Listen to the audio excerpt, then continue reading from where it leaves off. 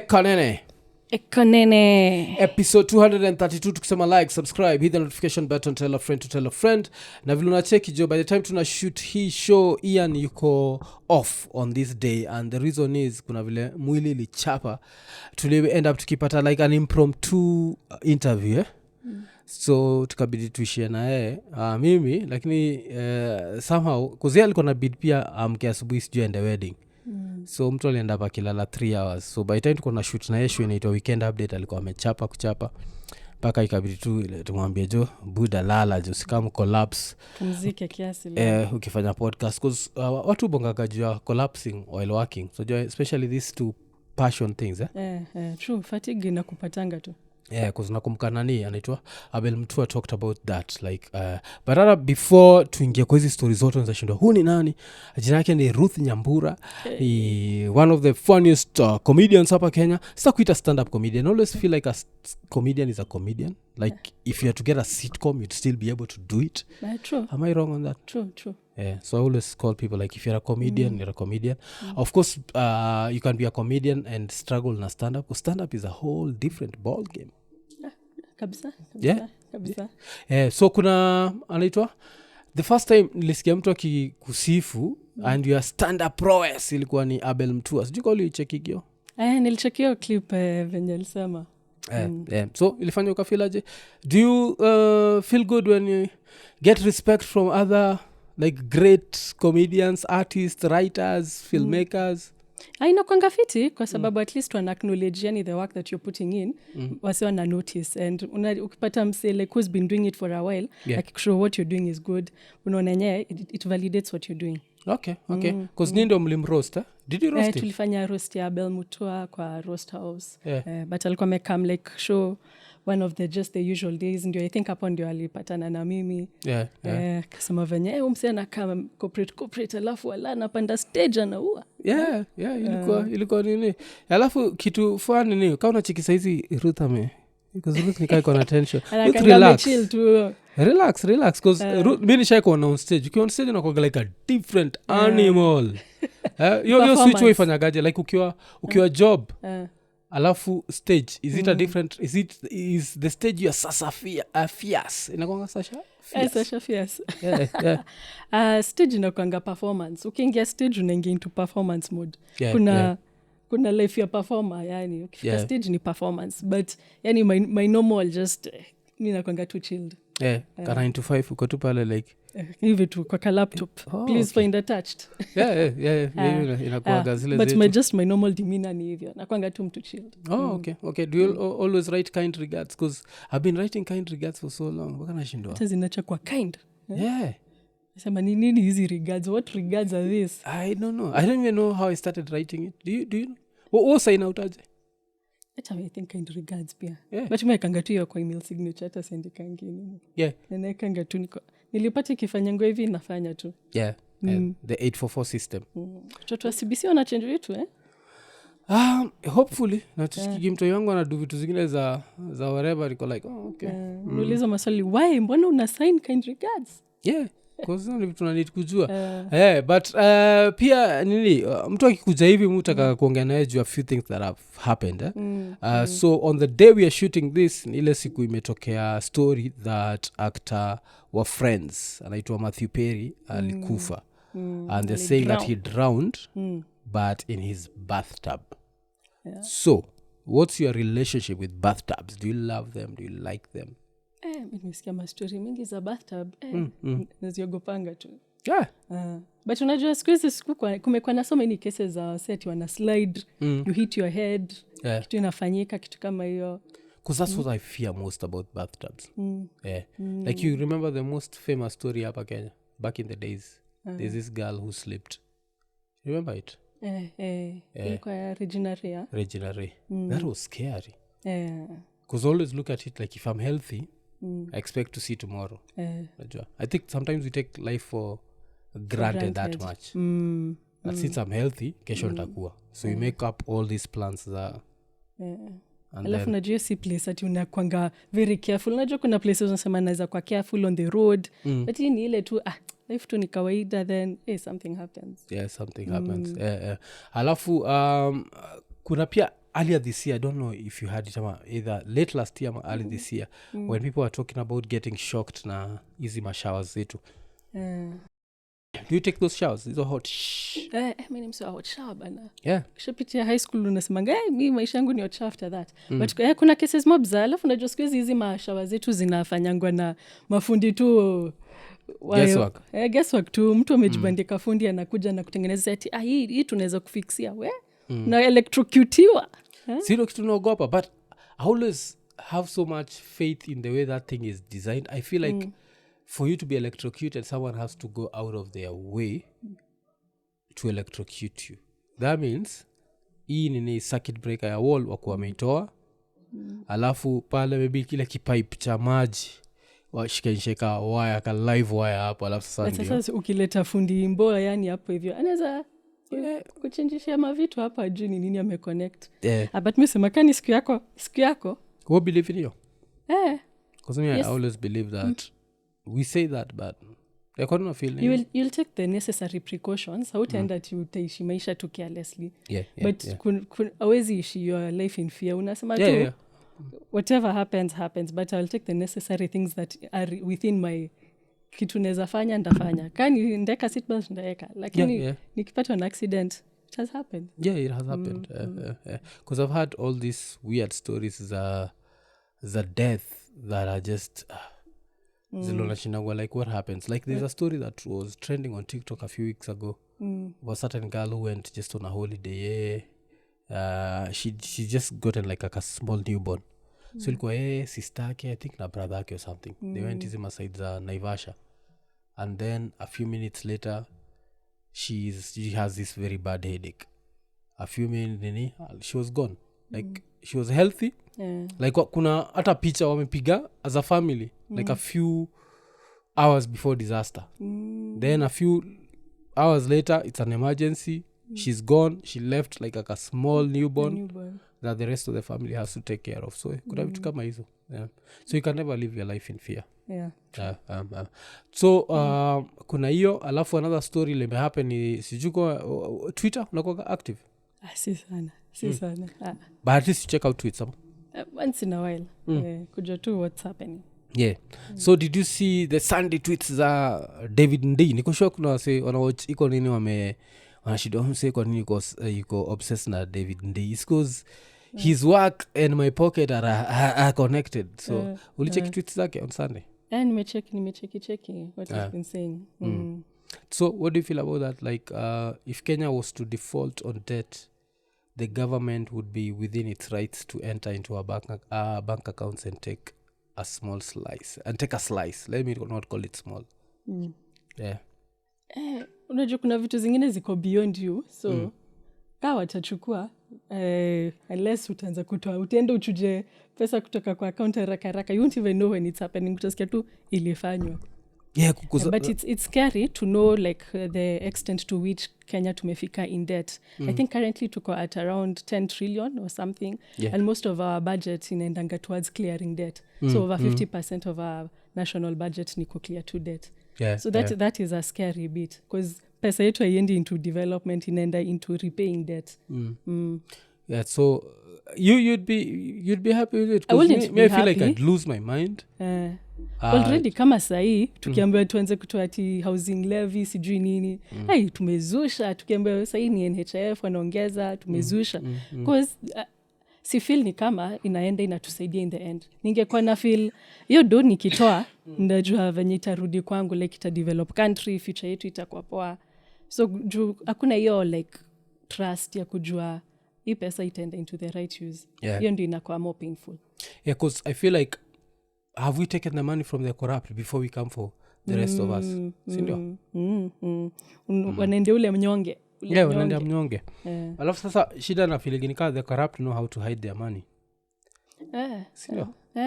I think I'm sure they do. But you had this theory of what Uhuru was doing when he decided to face out ile cash ingine, the 1,000 shillings. So that he was targeting corrupt people. Kuna Kenyans who have stacked shillings. Had currency. Had currency kabisa. Well, if you had to hide money, would you hide it in shillings? Definitely not shillings. Sindio? International currencies ndio I think would make sense. Unajua hii currency yetu inaenda tu depreciate and then inakulock into using it here. Yeah. So maybe if unaweza chukua international kitu ka dollar or whatever, but squeeze hata dollar ni tricks, but kitu unaweza tumia in different places. Yeah, wanachukua dollar ni tricks because I always feel like people will always question the dollar, but I don't think the dollar is going anywhere. Yeah. Okay, at the rate, okay, itakuwa, but seeing how things are going, people are trying to move to other currencies also. Yeah. Yani isikuwe yani the only dominant one, kukwe na also other alternatives. Because but bado itabaki. Personally, I don't want the dollar to just remain as the dollar. Mr. Story mingi. Unaweza ukiwa na do unaweza enda kuficha wapi? Funny enough, I always say hard cash. I'd have some hard cash and then I'd try and learn all this offshore account thing. Because wecheki hizi story tumekuwa tukiona za sijui Nairobi county government official ameshikwa, they've taken 650 million shillings from him, zilikuwa kwa bank account yake. Nashindo kichwako ni mbaya, utahaidaje 650 million shillings? I think Uhuru ndiye alianza kuingia kwa accounts za watu. That was the time to start moving your cash. Siku hizo wangiadi hata M-Pesa nini like wana check statements zako zote. Alafu pia of course nimekuona on stage ukijoke. I've seen like a few of your jokes za Ruto zile niko so those two crisis tuko nayo saa hizi in now both as a comedian and as a Kenyan who do you think is to blame? You saa vile saa hizi nasemekana we are facing a debt crisis. Debt. I think debt is not a one day affair. It's something that has been coming. Unachikika sahi tuseme nianzange kuchukua loans. Itafika place penye yani inakuvatia kata unashinda kudeal nayo. So hisi kitu ilianza jana ama ati Ruto came into power. Ni kitu kwa ikibuild over time. So you can't like apportion blame on like one person. Siwezi kuja nisema ati Ruto ndio amefanya tufike hapa. This thing we've been borrowing debt, tumekuwa tukichukua debt for the last I think since Uhuru came into power to go like even higher into debt. Neza sema it's an accumulated thing. So say ni kutry to manage crisis, to be honest. It's not that we are trying to get out of debt. Ni ku manage crisis. Okay. So mimi kama Mkenya, but mimi kama comedian, I think umeniambia uko bana unasema hizo jokes za politics nini. Kumbuka ukinisho hivyo. But nisema kitu about comedy inatuallow ku reflect on ourselves. Tunakuwa mirror yani kwa community. Tunaonyesha this is who we are. So it's not a personal vendetta yani no nina reflect what is happening in the community. Na comedy nakujanga kutoa the yani pain points unaona from an outside view looking in. So it's not a personal vendetta about ama nitakujiwa. So I talk about everything that happens in society, not that from a personal point of view this is the mirror of society, hizi ndio vitu tunafanya. I think mostly arts event inakuanga ni mirror tu ya society. This is what is happening, tuna reflect. Saa zingine ya comedy ni yako unachekesha the pain away. Juu hizi ni ma topics painful bana, ukifikiria pesa yangu inapotea hivyo, hizi ni vitu zina happen society. So inakam inatoa the pain from the difficult things that are happening in society. And kuna vile I was hearing American comedians saying that especially wasiwa late night walikuwa nasema that Donald Trump was a gift to comedy. These two presidents, who do you think is a gift, Uhuru ama Ruto? Who do you think you can like extract more humor out of? Because watu walifurahiaga sana Trump, because Trump used to be goofy. Trevor Noah yani alikuwa na go because he had a lot of things going on every day. Atasema kitu crazy unakuwa na kitu ya kuongelea the following day. Okay, I would say I wouldn't know because I wasn't doing comedy at time ya Uhuru. So I think I wouldn't say either of them. Naweza sema politicians wenye anakuanga like a bit more mouthy. Like now mtu kama Gachagua anakuanga more in the news in a satirical way than Ruto. Because he says things yani vitu tu unabaki okay ama mseka Moses kwa anasema off cuff things. So Gachagua I think mostly in terms of satire and things like that watu wana gravitate towards mtu kama Gachagua. Okay. Kwa sababu vile umebonga juu ya Moses Kuria umenikumbusha Kawira Mwangaza. What do you think about her impeachment? Kawira the Meru governor.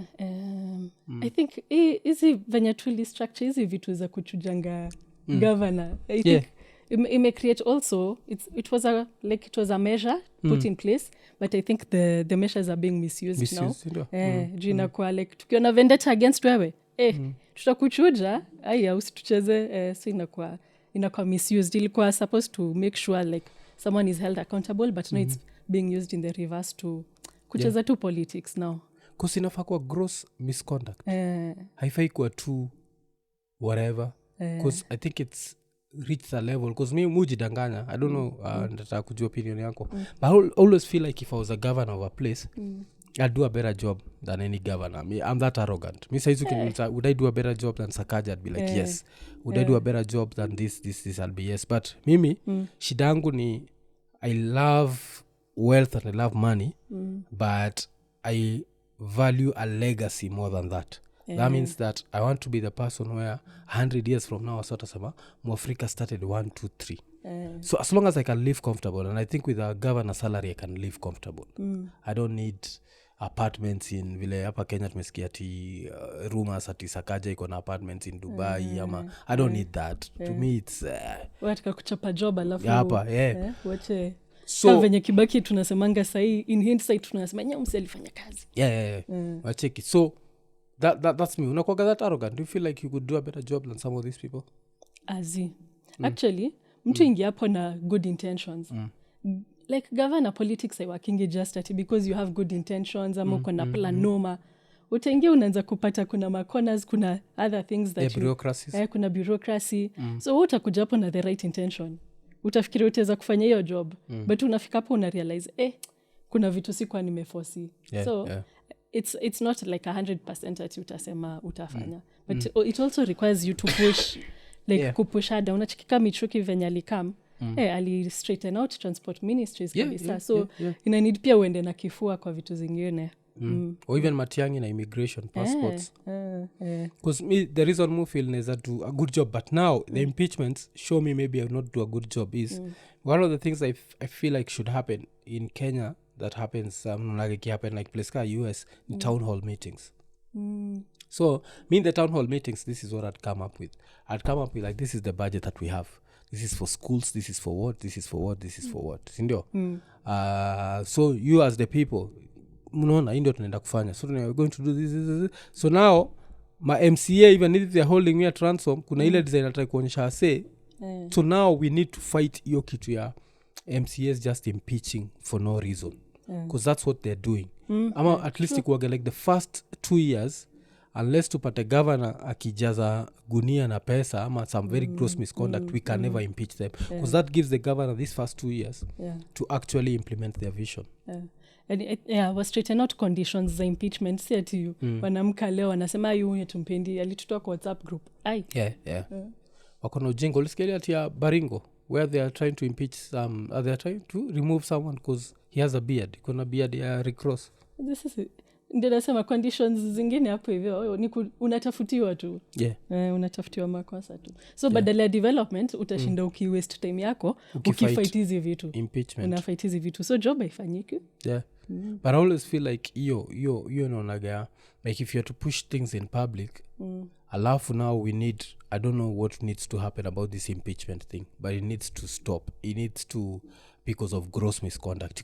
Like the allegations, sexual assault, corruption, whatever, not because you don't like me, ama because I disrespected you.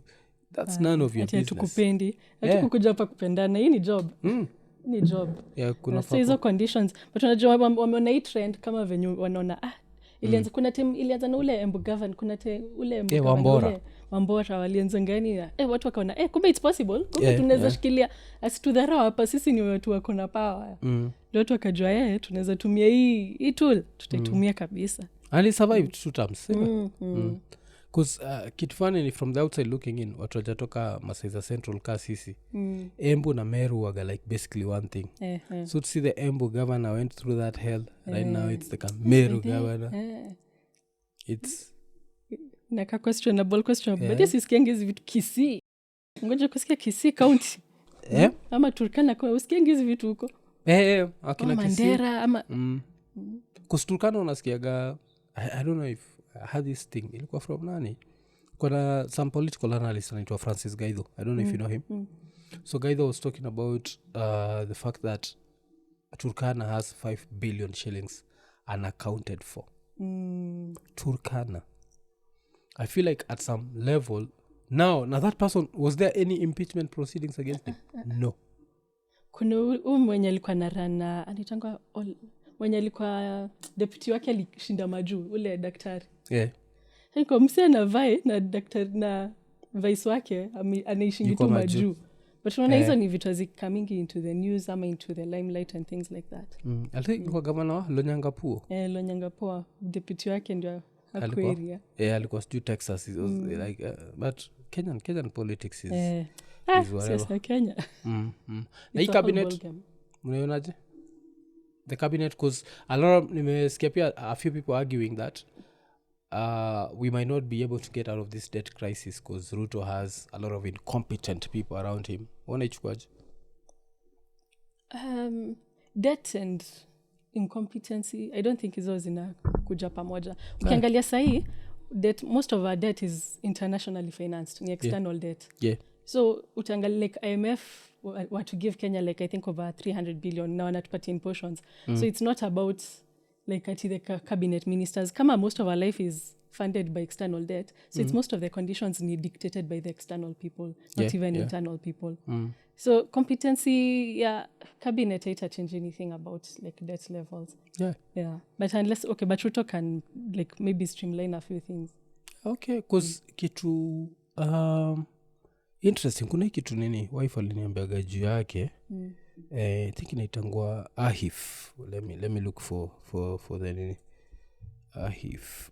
So AHIF is this thing of hospital investment something, the Africa Hospitality Investment Forum, sindio? So this thing happens every year. But alikuwa nasema that walikuwa kwa this conference where there were like these billionaires in the hospitality industry wamekuja from all over the world. And then I think it was the Kenyan CE, I think ni PS ama CS. Either the CS ama PS or tourism alikuja. Alafu this is an investment forum where people are talking about how to invest in the hospitality industry, where ndio to boost tourism in the country. Nini. Atu mother alikuja, she came with a note and she stood in front of them and they were looking at a 7-year-old on stage. And it's a grown woman because she was like, you need to invest in Kenya because we have wild animals.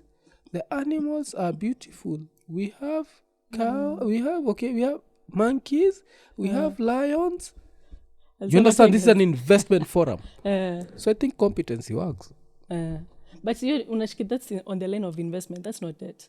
So yes, cabinet. If people invest and we boost the economy, you don't feel like everything is connected. This is connected to this. This is connected. It's connected in a way.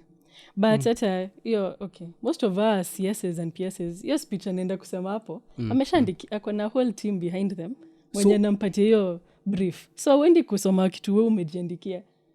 But I feel like that's retarded. Like competence that individual. Wewe mwenyewe, would you read that speech? No, see.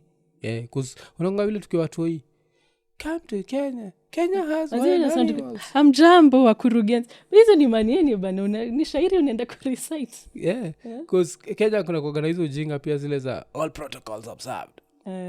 Hate when we say that. Because I never heard it being said in the outside world. Shakespeare. Ikisemekana in the outside world. I think ni habits, ni culture ya Kenya or something. Kuna hiyo, alafu ingine tunapenda kusema without fear of contradiction. Unajua hiyo pia. I think to pick up two phrases zenye unasikia like hata una play penye haiko relevant, ndio usikike tu umeongea na confidence without fear or contradiction. Yes, tunakuagana hiyo. Alafu the visit of the queen, what do you think? The king and the queen. King and the mpango queen. Yeah. Anika mpango queen tena. She's not the original. Yes, he mother kina Hari. Because I don't even know these things. As you anakwanga. No, she's not the original queen though. Okay. Si Princess Diana ndio alikuwa mother kina. Damn. Poleni mkoloni pole. Damn, kwa nimesahau. No, you don't even have to know. It's said independence.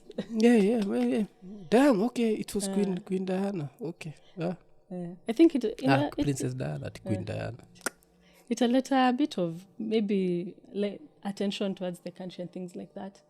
Zinasaidianga tu kucreate diplomatic ties. So I think it usually helps a bit. I think I don't know if because pia jina yangu Mwafrika iko hapo, but I always feel so embarrassed because I can start predicting what's going to happen. So what's going to happen ni Queen atakuja. After there's going to be a bunch of very poor Kenyans on the roads. They are most probably been waving British flags.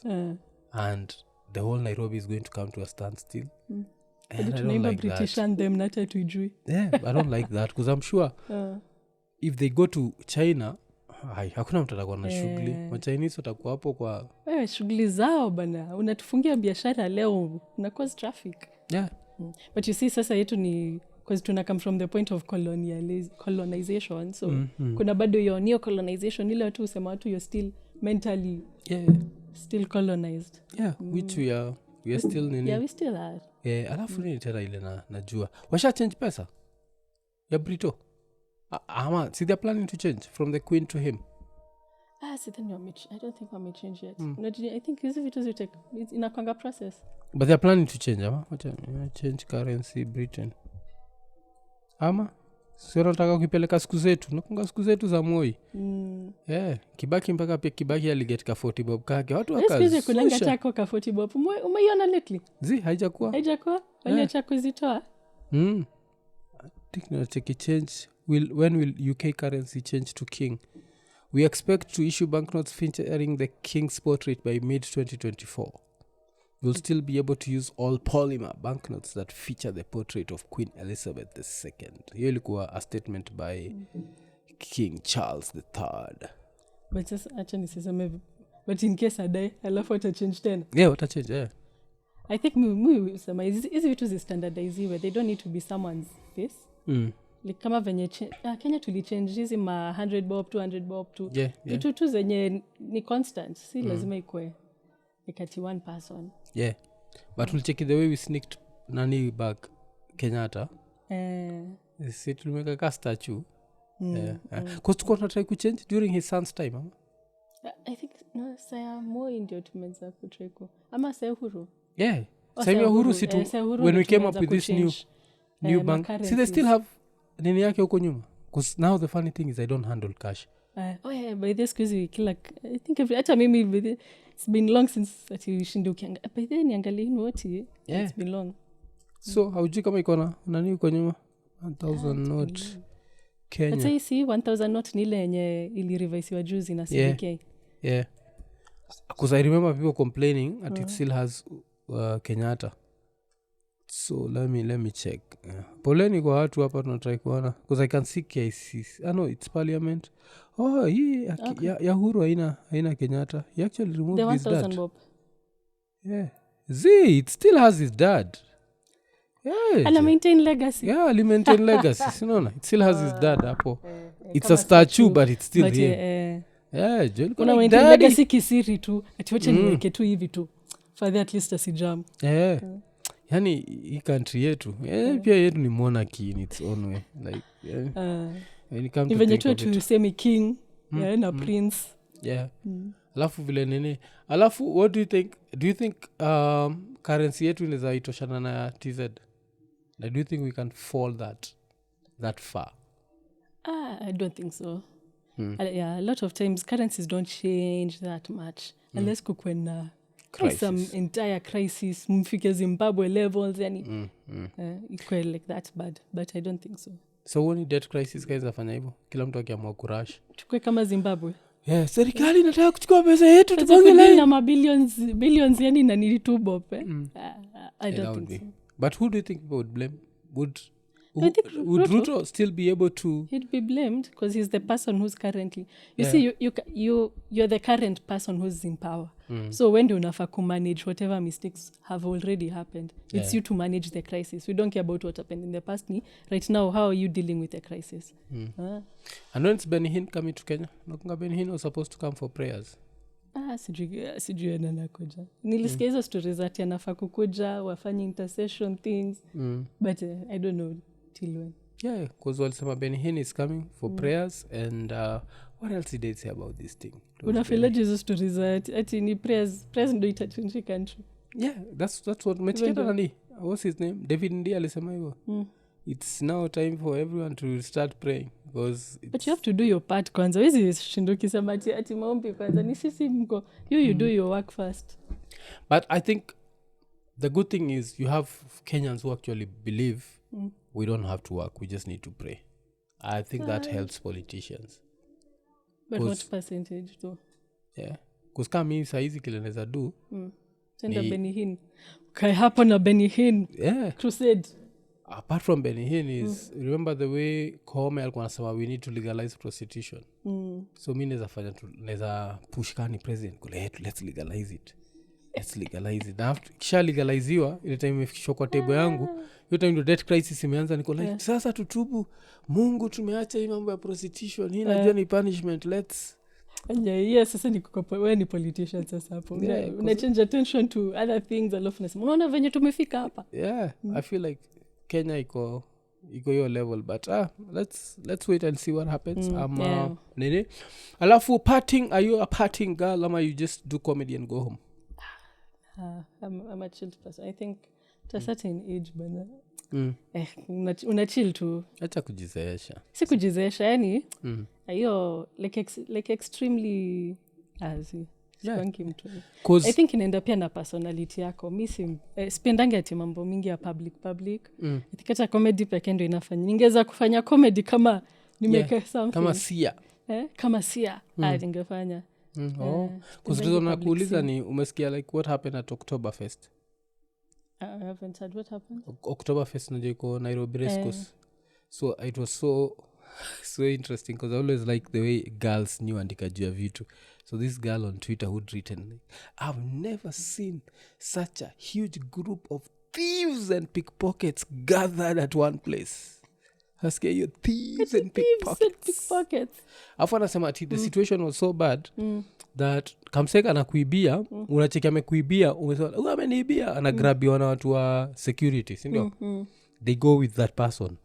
Where maybe I don't know kama unarudishwa kitu yako and then a few minutes later you see that person just amerudi tena stealing from someone else. But history kitu simekuwa anytime kumekuwa na gigs definitely utaenda hapo na simu noma alafu kumekuwa na hiyo history ya wasikuibiwa na vitu kama hizo. So nafikiri tunafaa kufanyaje? Kani dunde enda na kabambe yako, enda peacefully na kabambe. Enda na kabambe yako, usiende na kitu yenye unaweza lose feel pain yake. Yeah, because it's the thing I've been thinking of, like enda na kabambe yako and maybe now communicate with someone at home. So mtu wa home data kurequestia cab, hii cab ikupeleke, si ndio? Then kisha kupeleka, ukikuwa ready unampikia ni requestia cab nyingine. Alafu anakuitia unaenda. But I think hawezi tafika level hivi and they take the kabambe from you. Umeleta gani leo? Kabambe. Yeah. Wataanza kuchukua di kabambe. But anytime kuna kwanga na big gigs ama international artist amekam, hiyo inakwanga trend hivyo. But cause nimecheki blankets and why nimehappen majuzi, I didn't see anyone complaining about it. So what is it about Ngong Race Course? Shendaga any gig at Ngong Race Course? Have you ever gone? I think maybe some time back, but nimesikia reputation yake. I think most of the time wakeka gig hapo. Hii time walikuwa meleta like the Nigerian artist. Kila time kuko na hizo incidences. Kuko na hizo Ngong Race. But I think blankets and wine driko Kasarani. Yeah. Now most of the time ni during the day, I think inaishanga early, so kuna hiyo like it's such a huge space, so by the time mtu akuja kuibe unamwona huko usichukue simu yangu uko hapo, like as mnaonana tu hapo ni mchana na kila mse ako spaced. But hii like mmefinyana tu place moja hivi usiku, yeah definitely it will happen. So nichekio dem ali describe in such a way like thieves and pickpockets. I've never seen such a big gathering of thieves and inasoneka composition, a mass of thieves and pickpockets were gathered. Hey watu lakini Kenya I think partying in Kenya is so hard because there's a lot of classism. I don't know if you've ever felt that also. Like there's a lot of classism. So for example, as watu wanini walikuwa huko sisi raya za kawaida in quotes tukikuwa Oktoberfest the elites wa Kenya stroke the expatriates were having like a whole unajua ati kuna kuwa na Halloween festivals hapa Kenya. Do you know that? Okay, clearly mimi ni raia. Yeah, hiyo ni kitu nini cause on Saturday vile nimesema tulikuwa na too many shoots on Saturday. So wishaga na mtoto wangu tennis like Saturday mornings but I could not take her. So since kalikuwa sad nikamwambia madhake sichukue hii noma, just spend the day with this girl at least. So vile alienda na yeye, one of her workmates was like situende village market, there is this Halloween thing and kids are there. So siraye kama ti aishie like wife aliambia alifika hapo alishtuka ako ala like the place was packed. People in costumes and what na iko imejaa hivi and people are paying at the door. Zero crime. Tumesema village market Same una cross over hivi sisi kwa sababu nienda uibe hapo kwa sababu utapata pesa but it's like maskini uibia maskini unajua ile tunaona place kama hiyo ni well arranged unajua ni tricks kufika huko unajua ukishikwa huko ni kubaya but at least expatriates I don't think would stomp you. Do they think they would whoop you?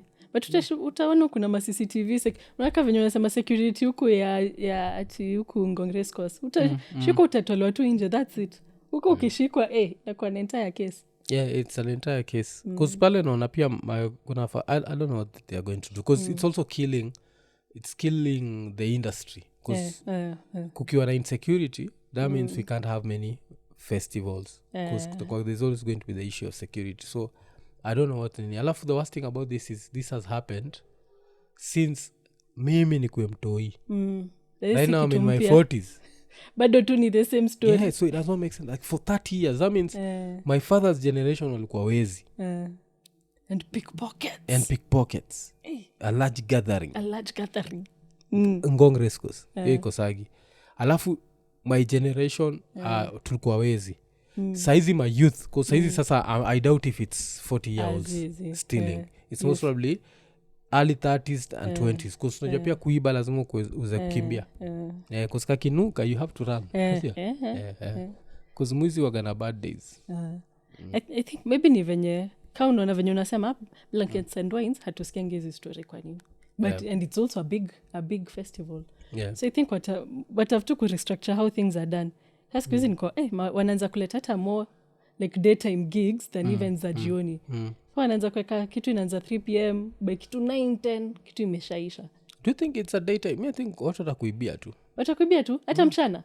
Hata mchana like kuna time nini was dangerous inaitwa at some point this place inaitwa nini Moi Avenue used to be very dangerous on Sundays.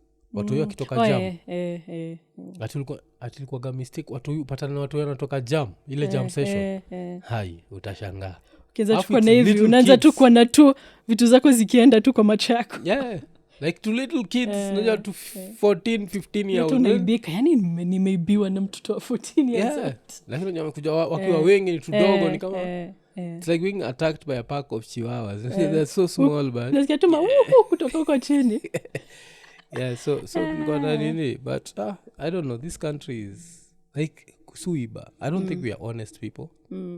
But anyway not that to defend them but saa zingine mwela niko unaangalia penye country iko unimse anafanya out of desperation or whatever ni penye life imemfikisha.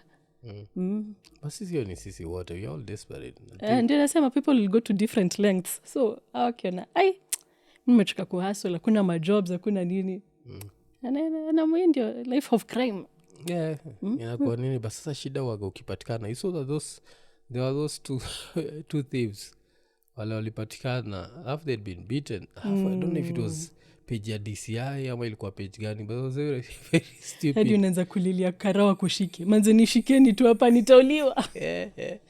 Kuna moja nilicheka I think two thieves walikuwa wametandikwa alafu someone posted ati Kenyans please when you catch thieves please do not take the law into your own hands. Alafu tumsetu hili tukapo fura macho tawezi onasura walitandikwa sana. Unajua pia Wakenya wakikasirika wanafikanga place wakijama wamejama maude mwenye ilikuwa ni Kanjwa mwenye karibu kidnap Kanjwa. Watu wakikasirika wanafikanga mwisho wanachizi tu.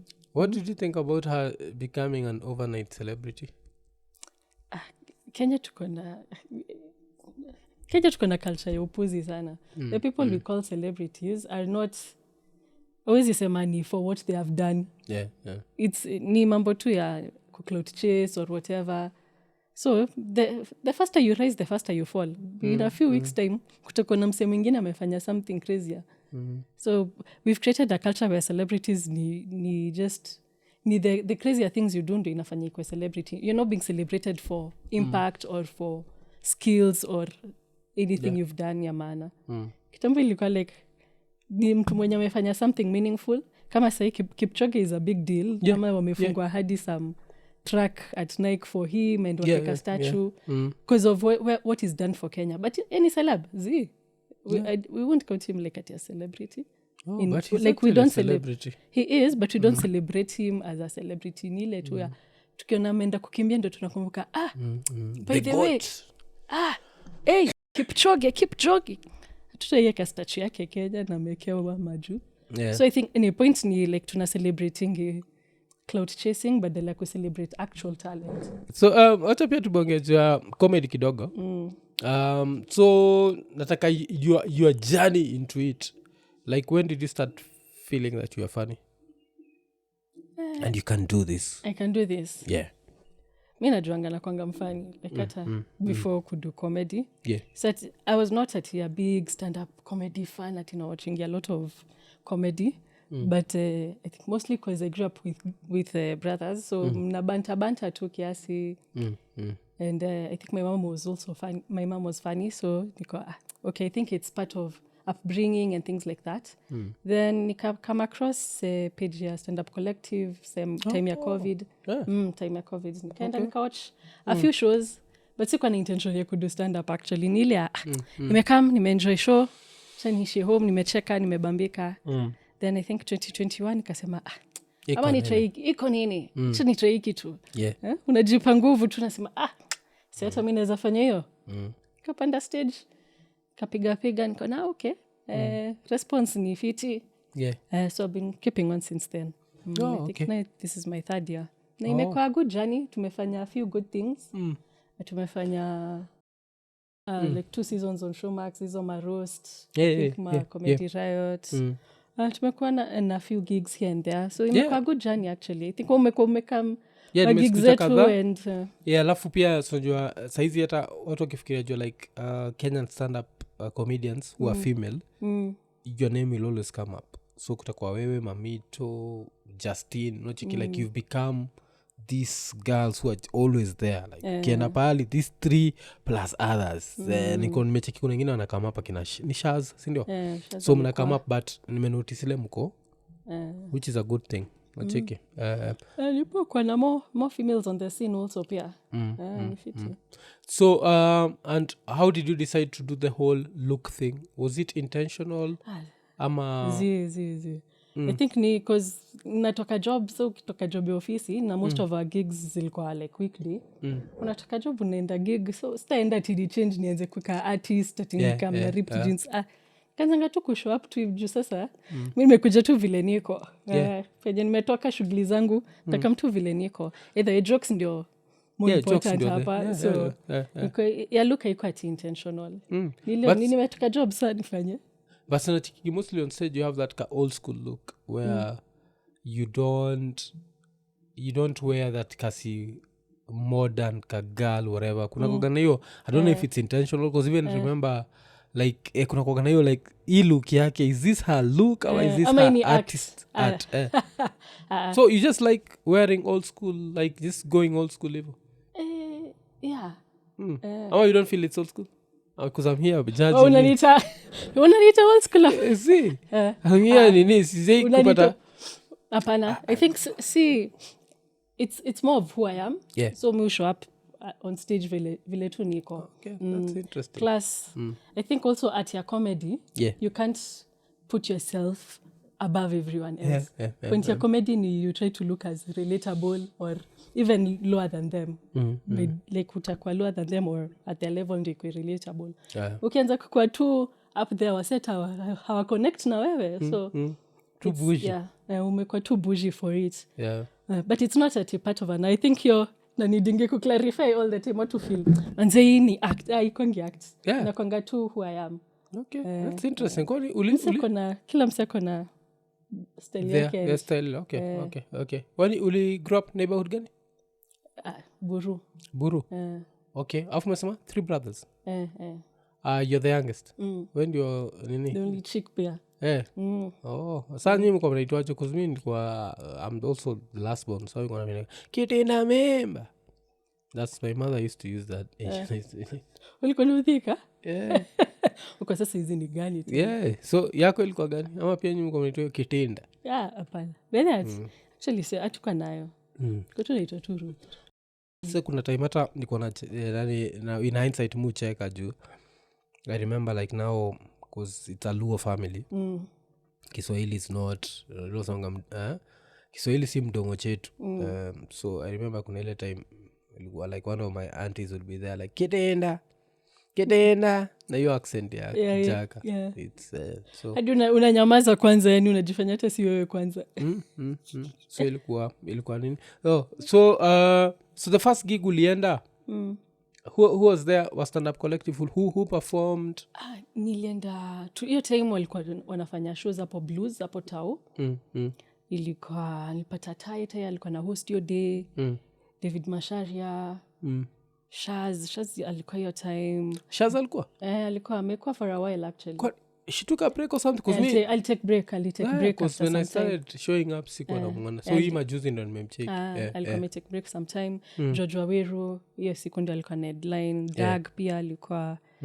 So ndio nilipata on the first gig. Nikacheki ni kitu different than ile comedy tumezoea. So I think hiyo ndio ilini hook kwa hiyo comedy. Plus it's also very relatable. Yani watu wanaongelea vitu za day to day life. So I think I really like. The first time you got on stage was how many weeks after attending the first show? Attending nilienda shows kama 3-4 2020. Then 2021 nilienda Praco like twice. Then nikapanda stage. Okay. Then joked about what? Nakumbuka kweli. I actually don't remember my first jokes. I can't remember. But how did it go? It went well. So I think also ukipiga Praco na comedians, unajua comedians hata wachekangi jokes zako kwanza. Wanakusikizanga nakwambia, "Hiyo ni poa. Hiyo weka." So ukifika stage alafu ufanye uko wasi wanacheka uko okay. So nilikuwa like standards zilikuwa zimekuwa hapo hivi, so by the time ni perform niko okay. But with time ukiperform unapata more stage confidence, unadhani. Okay. And ever been heckled? Because I've seen men heckled. Nishona Mandipa kihekoliwa. I remember pia kuna moja nani alihekoliwa and I think he lost it kabisa. Dag. Nishana nimeona kihekoliwa. I've watched a few of your shows. Asa kihekoliwa. Ya Dag, if I'm not wrong, it's either Dag man. Ilikuwa ni Tai. There's one person unakungali hekoliwa alafu he lost his whole script. I could feel it. Wakaanza kupelekeshana na I feel kama like after your exchange. I think kuna time Dag aliyekoliwa na some white girl. Maybe I'm wrong. But I remember. Mi waga na memory. Kumekuwa next heckling you happen. Especially unajua tunafanya ma club shows nini, mse na get drunk anamua. Hii ndio time ya kuona ni one on one na wewe. So you happen. I think yangu ijakuwa like ati mseme ni heckle ati abambiki na jokes zangu ni ile ana interrupt jokes zangu. Inaanza kwa nikana yani anaanza ku respond to kile nasema. So ina change hata like your mind from that. But I think from the ones that I've handled, I think me handle poa, ndakupatia ile attention unataka, but jumi na roasting ya say ndamroast alafu audience ina turn against them. Then wananyamaza after that. Okay. Because ndakwacha we go for some time, by the time una realize you are a nuisance to the audience pia, ndio ndaku address. Nikisha ku address normally, but it has to be a really good joke ndio shut down aache hiyo story alafu ndio iweze kuendelea na script yako, because you change atmosphere pia.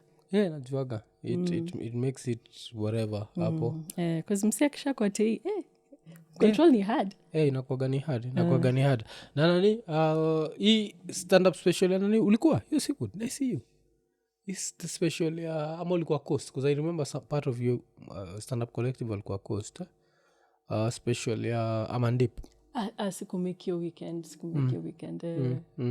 because it was good you also made a Ruto joke that I was like mmeagwa kutandika Ruto nyinyi watu jo but tunaongelea current events tutakosaje kuongelea Ruto naenda kuempower si kuna kuongana zile zenyu zile ni but saa zingine okay you have to also be wise in how you put your utenda ti director to you lazima ikwe bado joke lazima ikwe funny so hizo out of town you don't do them because I know like stand up collective do Mombasa Nakuru no nimezichapa nimeshafanya Mombasa na Nyuki ni Nakuru I've done them a few of them how's that crowd out there fiti sana actually Nakuru hata ndio inakwanga yani na the best response ever yani najua cause most of the time hakuna comedy mob huko ama like entertainment scene ya hizi towns hazijagrow sana so wakipata yani hiyo opportunity wanakwanga wameappreciate I think they're even more responsive than like a Nairobi crowd Nairobi crowd au kamkukupima kuona kama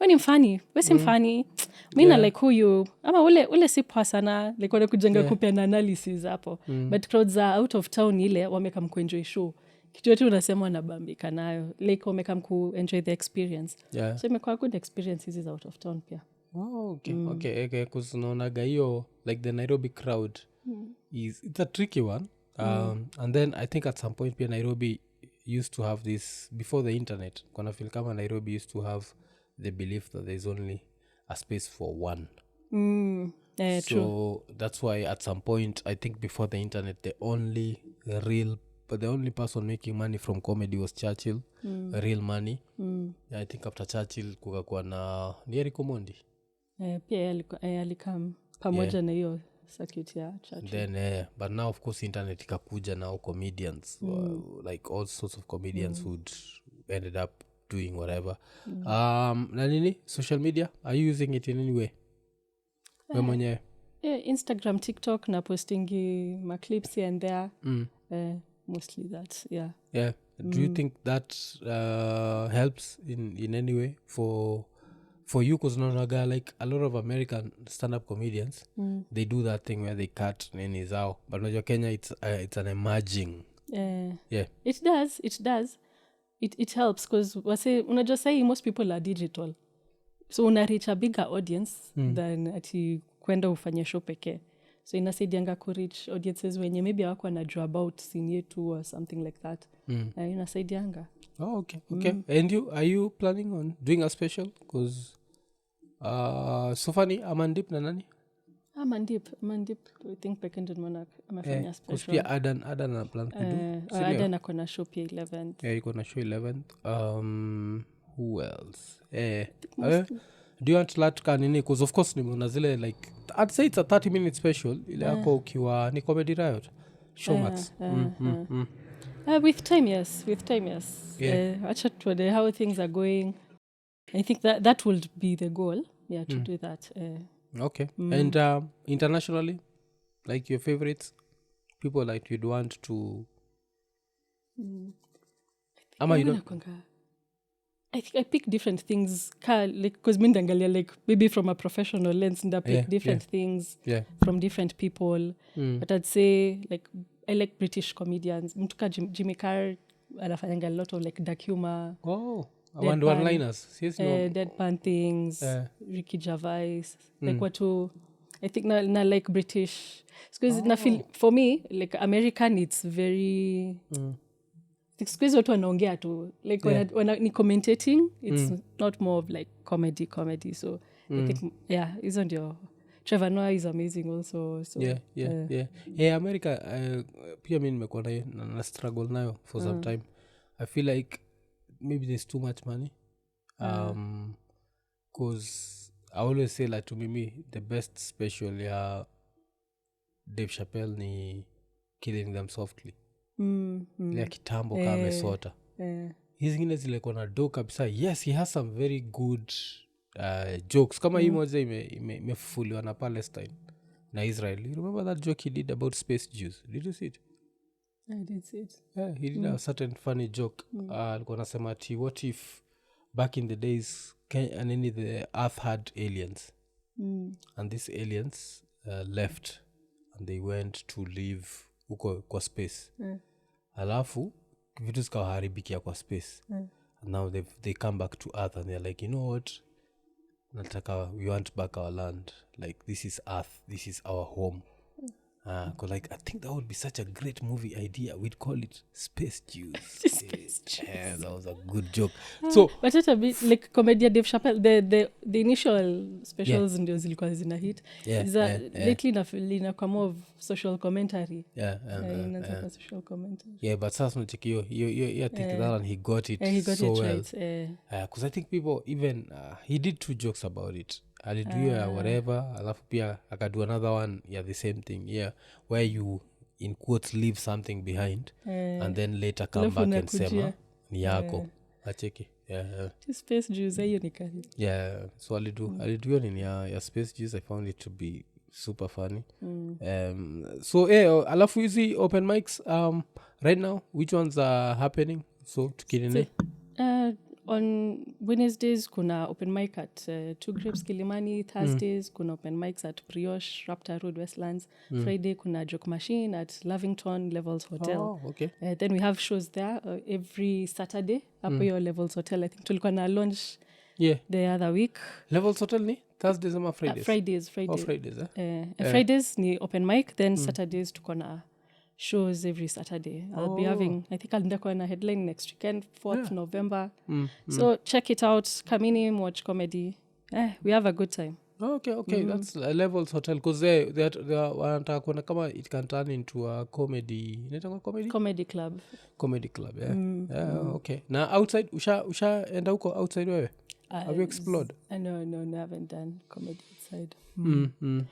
So since I'm still young in the industry, I'm just learning and then we explore zaidi. Mtu akikuwa on stage hizi joko young in the industry, you're actually doing your thing, as in I have to give you. Hata mwambia msee nimefanya 2 3 years ago uongo wakiniona nikiperform wananuoni mtu amekuwa kichapa for years. Cause kitu nani tulimuinterview, was it last year? It was last year, but yeye kwa March.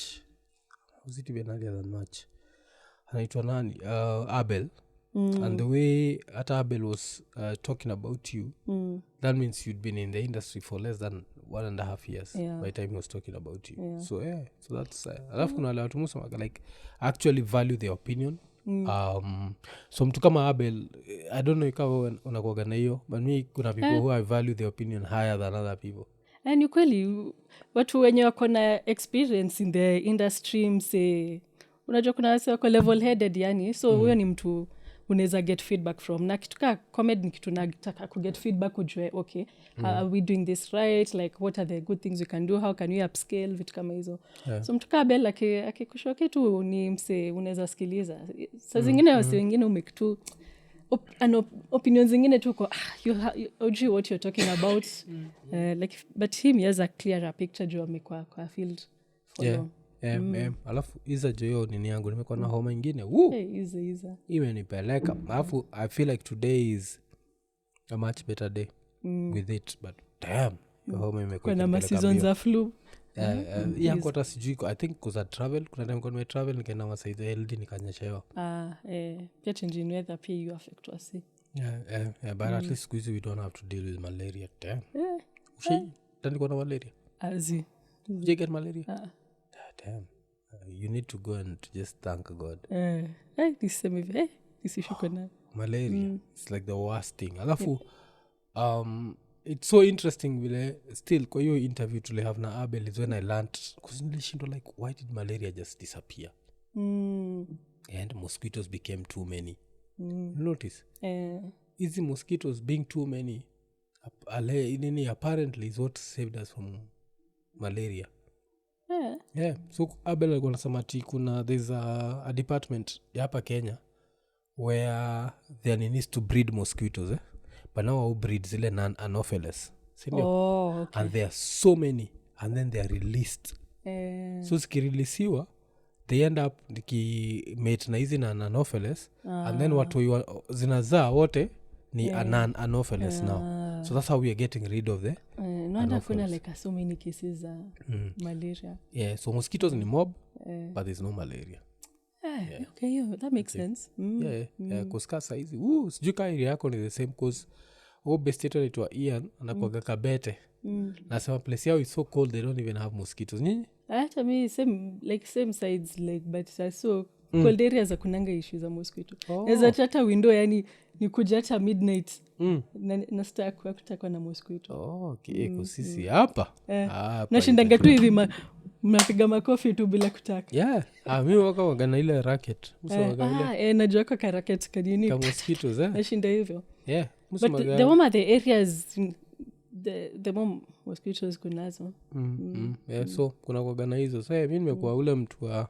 unashindanga kwa kiti hivi tu cheza tu racket hapa so kuna time tunakuaga live hapa iko nini hapa mosquito kanapita karibu niangalie hivi racket sijui ni hapa ni Wakenya na watch just try to hit ngojeni kidogo so kuna time za kwa hapo wasikia in the background like one of us is killing mosquitoes. Fitness tu mnakuwa hapa Maserena Williams tu na kuzunguswa come to mosquitoes Serena hizi nishinda hiyo hata sijidanganya like I've nini so asante sana thanks for having me Ruth. Finally nimekuja I think after your story Abel pia mi nishabonga juu yako mara kadhaa so watu nashinda goni nani finally nimekuja mnafanya kazi fiti kwa nini na uchikima episodes ni kazi poa sana mnafanya so nataka I think maybe before the year ends I think I need to also do another one malive nisi watu wa malive I think a live show on the ground is it cool anasema venye tunafanya ma podcast live shows wanaita watu online tuko nayo other than like hiyo ya online on ground on ground tulifanya last year tulifanya club ile kwa club unseen ama unseen katika small venue we did that but then this year we sacrificed that because this year ni best yetu sasa RAPCHA nilichikia kona show so he's doing his show it's the first show he's done in 14 years because yeye alifanyanga zile siku za kitambo zile za but sasa yeye unajua his language of comfort ni Sheng so itakuwa like a Sheng show anaifanya on December 16th so that's what we are focusing on to try kuona kama we won't have an empty hall because watu watakuja watu iko nini bana ni watu wanakonga atakuja bana ni mafans so tunahope hata nini but so hiyo ndio tuna have but next year tuna plan to do like another Iko Nini podcast on ground kuska sasa nimecheki mic check wanafanya yao so the podcast nini is also growing as comedy grows podcasts are also growing I feel like there's a bright future for entertainment in Kenya ina grow the only scary thing ni history ya debt nini serikali unataka kuchukua 30% kugonga kwa roho kabisa kwa mfuko hata kwa roho kwa mfuko kugonga hopefully tutafika hapo soon let's hope Benihin atakuwa amekuja before that tutakuwa tumeshafanywa intercession tucheki kutendaje so so watu wakikutaka wanapata umesema una headline this Saturday yes this 4th November at Levels Hotel Lavington okay watu wakitaka kumpata niko Instagram TikTok as Ruth Nyambura I post my videos there so check it out okay so imekuwa ni 232 yes 232 so kama kawaida nikisema like subscribe hit the notification button tell a friend to tell a friend tukimalizia 232 tukisema ekonene